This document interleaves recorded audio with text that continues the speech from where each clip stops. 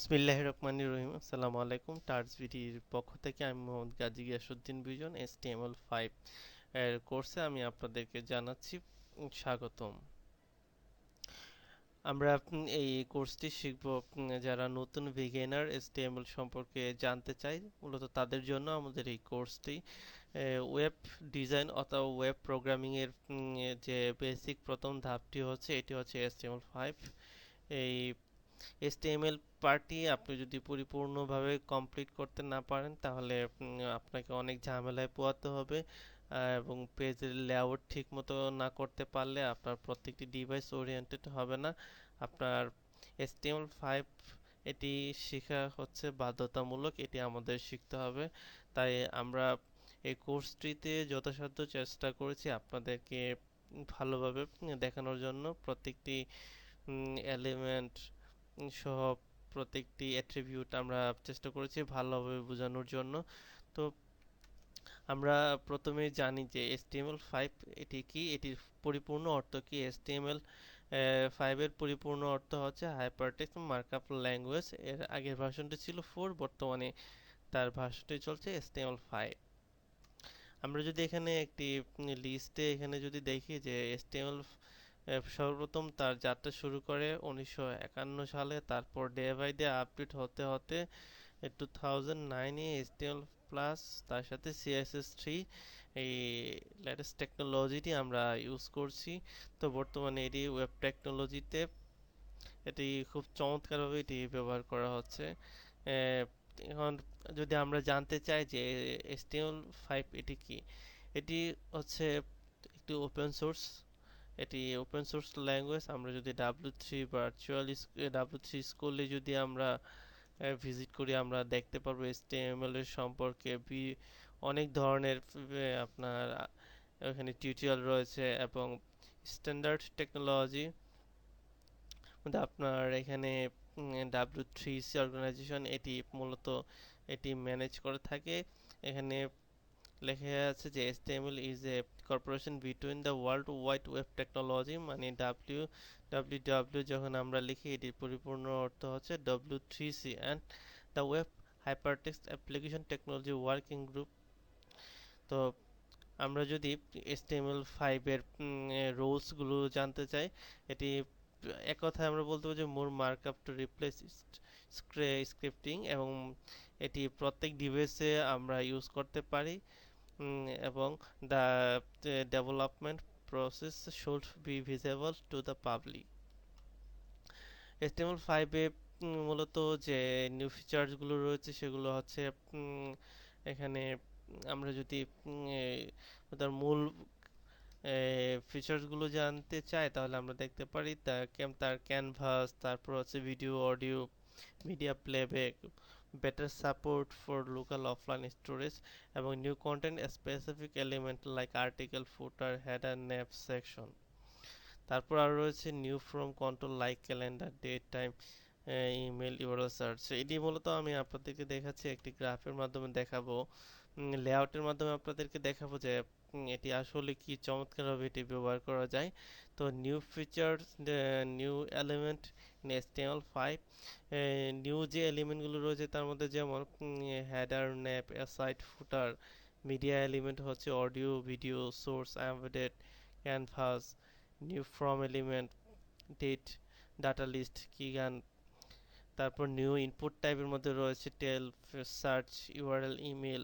এটি প্রত্যেকটির আমরা ব্যবহার দেখতে পারবো আমরা যখন রিয়েল লাইফ কাজ করব, যে তখন আমরা এটির পরিপূর্ণ ব্যবহার দেখতে পারবো। New event attribute, window event, তারপর রয়েছে from event, keyboard event, mouse event, media event. প্রত্যেকটির ইভেন্ট আমরা যদি আরও বিস্তারিত জানতে চাই তাহলে আমরা দেখুন নিচের এখানে একটি লিংক রয়েছে, এটিতে ক্লিক করলে আমরা আরও ভালোভাবে এটির জানতে পারবো। তো মূলত আমি আপনাদেরকে জাস্ট পরিচয় করিয়ে দিচ্ছি যে HTML5 দিয়ে আসলে কি করা সম্ভব। HTML4 এবং HTML5 এর মধ্যে পার্থক্য আমরা এখন দেখব।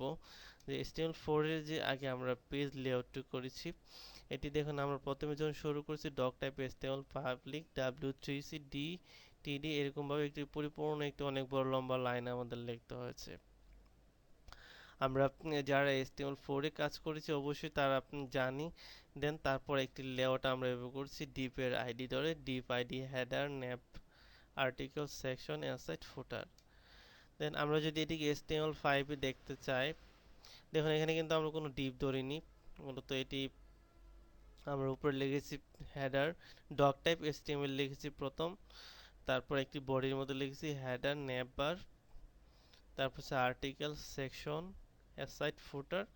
দেখুন প্রত্যেকটি ডেসক্রিপশন আমি এখানে দিয়েছি, যেমন header defined a header for a section or page, nav bar যেটি এখানে ব্যবহার করা হয়েছে, ডিফাইন্ড ন্যাভিগেশন লিঙ্ক। এখানে কিন্তু আমরা চাইলে লিঙ্কও দিতে পারি, দেখুন এখানে কিন্তু একটি উদাহরণও এখানে দেওয়া রয়েছে। আর তারপর হচ্ছে অ্যাসাইড, অ্যাসাইড হচ্ছে defined content aside from the page content, আমরা এই অ্যাসাইড এই সেকশনটার ভিতরে দিতে পারি। তারপর হচ্ছে আর্টিকেল সেকশন ফুটার। মূলত HTML4 আর HTML5 কিন্তু অনেক অনেক পার্থক্য রয়েছে, আমরা যদি রিয়েল লাইফ কাজ করতে চাই তাহলে আরো ভালোভাবে আমরা বুঝতে পারবো। তো এখন আমি আপনাদের দেখাবো যে HTML5 এবং ফ্ল্যাশের মধ্যে পার্থক্যটা কতটুক।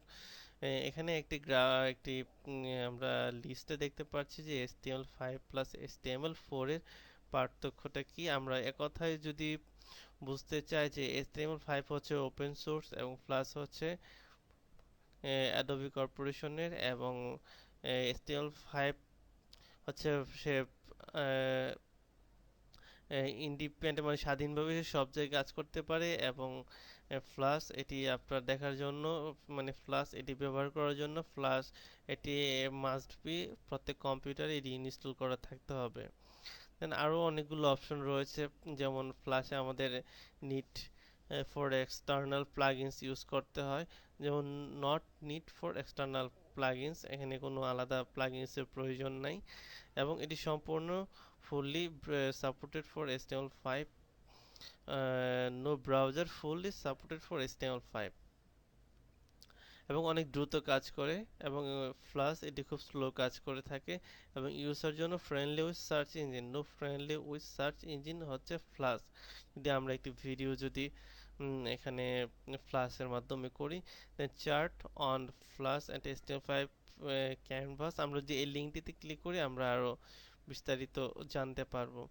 HTML5 এক্সাম্পল, আমার এখানে যে লিঙ্কগুলো রয়েছে basic page, multimedia, drag and drop, canvas ইত্যাদি সব ধরনের বিস্তারিত এখানে এই লিঙ্কগুলোতে দেওয়া রয়েছে। আপনারা চাইলে এখানে এই লিঙ্কগুলো ইউআরএল আপনাদের ব্রাউজার ইউআরএল এ লিখে আপনারা দেখতে পারেন এক্সাম্পলগুলো।